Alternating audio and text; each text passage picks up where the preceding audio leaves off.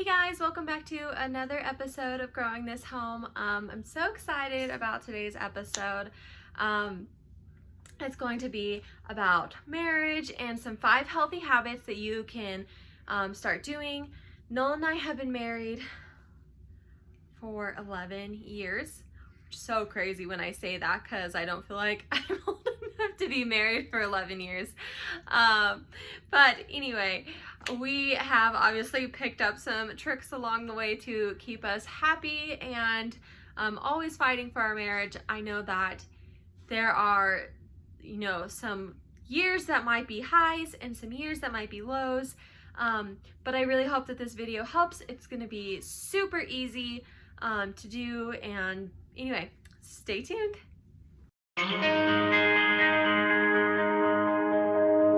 Too many days in the darkness without a glimpse of the light.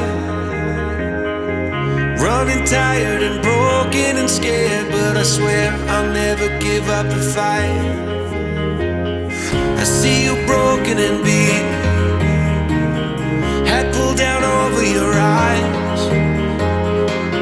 Every part of you wants to surrender, but darling, you were meant to survive.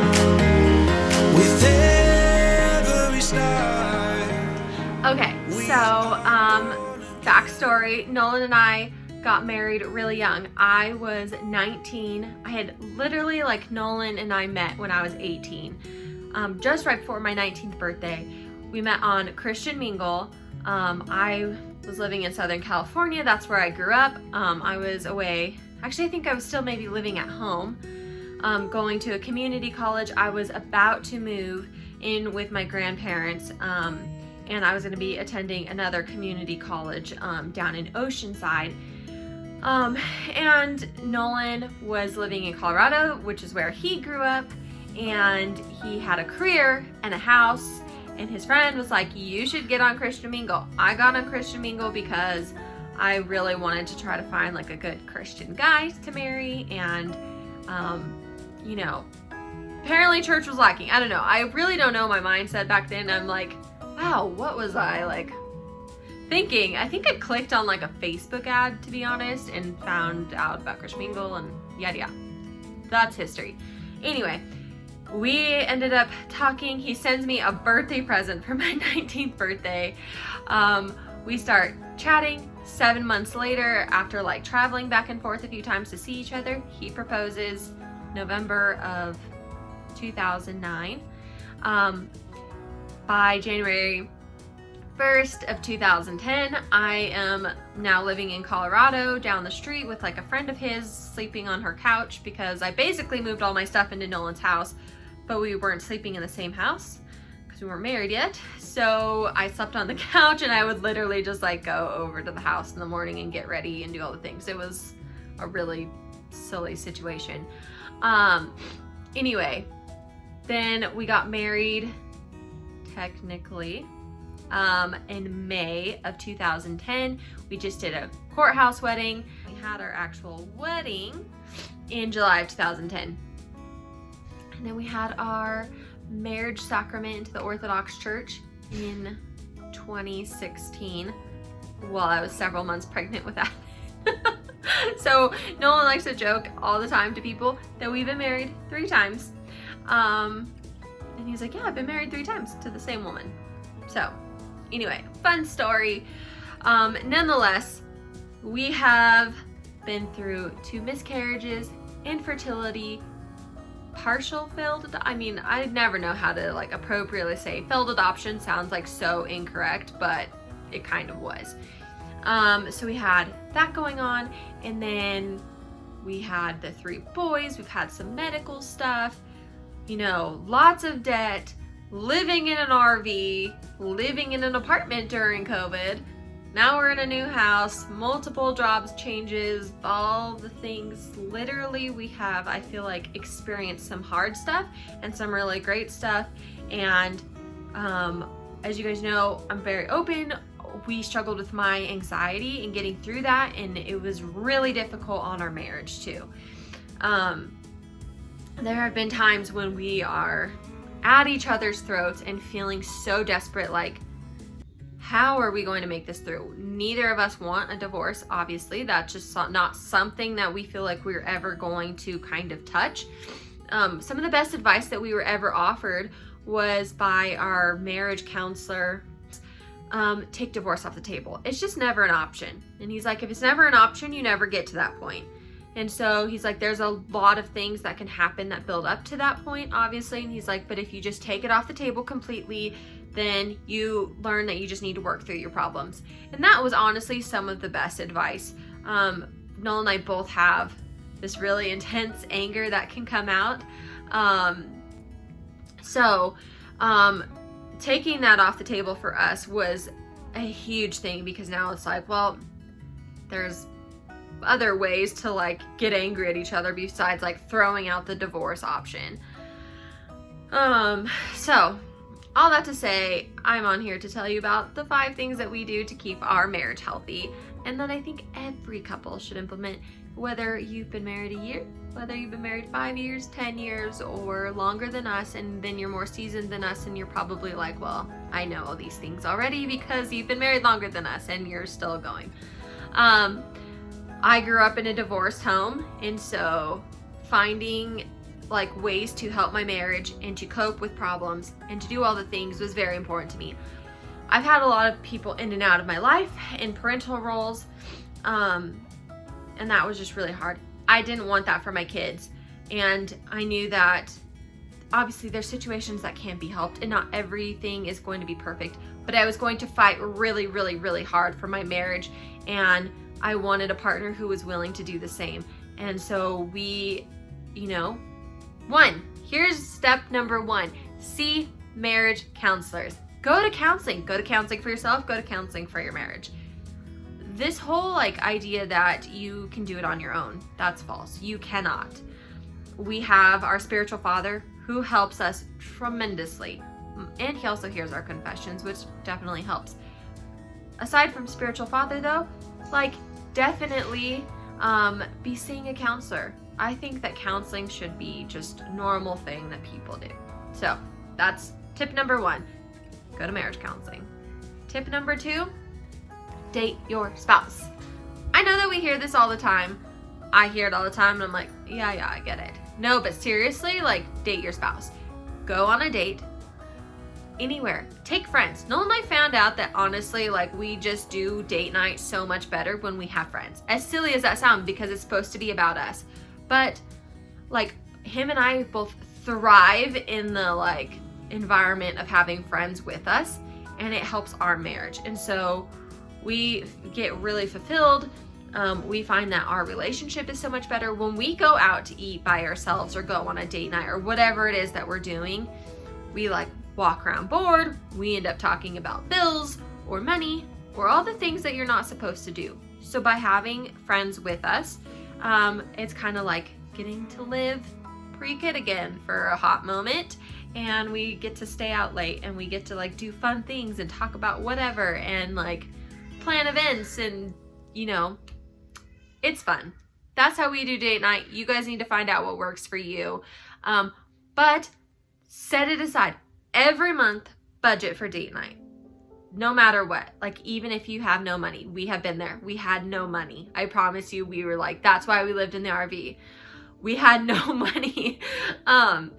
Do something. You can do something small. You can do a picnic in the park. That's an option that's super cheap. Go to the store, buy some crackers and some cheese and a bottle of wine and go have a picnic in the park. Come up with date night ideas, guys. It's so important that you date your spouse and don't talk about money. Do not talk about your children. Do not talk about all the things in life that literally make relationships hard and stressful. It's just not healthy to do. Okay. Tip number 3, whatever it's called, make your marriage a priority in the bedroom. So I was like, how am I going to say this delicately? It is so important to figure out what works for you guys. Nolan and I went through some really tough times physically and emotionally. Part of the emotional was because of the physical. So find a way back to your spouse, find connection. I think that it's so important that you build like a healthy sexual relationship with your spouse, whatever that looks like. Personally, I am not a huge fan of the like, there was a term, guaranteed sex days, GSDs. And they're like, oh, GSDs every week. And they're this older couple who I think was in their like late 50s or something. Their kids were grown and they had these GSDs and that's what worked for them. If that works for you, fantastic. It does not work for us. It takes the spontaneity and the fun out of it for us because then we both are feeling forced and we're both like, you know, there's just life that comes up. It's a topic that I'm not like a huge fan about sharing too much on, but figure it out in the bedroom. Definitely like be open. Communication is key and figure out what works for you. Find your way back to the bedroom, make it amazing and work together, communicate, all the wonderful things. Okay, that topic's over now. Tip number 4, sit down and actually like spend time together and talk about the hard things. I feel like this is something that is easily missed, but I feel like the days when Noel and I, we might wake up early and we go have coffee on the porch together, or I don't like to do it in the evenings because I feel like it winds me up a lot and then I can't sleep and he can't sleep and it's just not good. So we try to do it in the mornings or in the early afternoons. But literally just set aside some time and some space, do your budgeting together, talk about the hard things. Guys, money is one of the biggest causes of divorce, which is insane. I totally get it.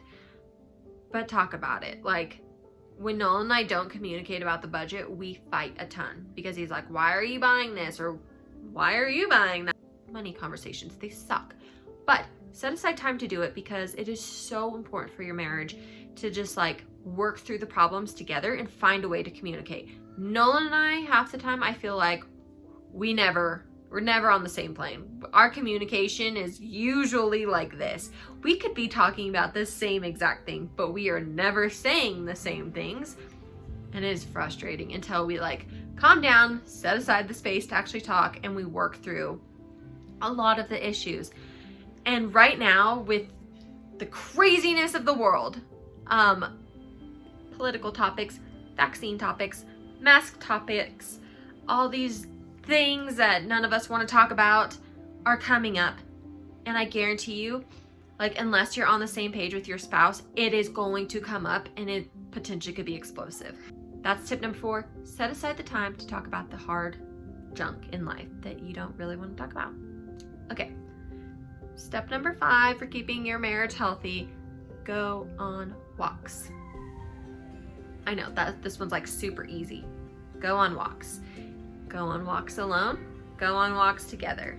This kind of goes back to the whole like date night idea, but I feel like there's a lot of healing that can take place in nature. And sometimes we really just need like a new context. So in the evenings when we're both just feeling like, about today, we're not excited about being exhausted. Maybe the kids were hard, maybe something at work, or maybe both. And then we're both just like, I want to be alone. I don't really want to be around you.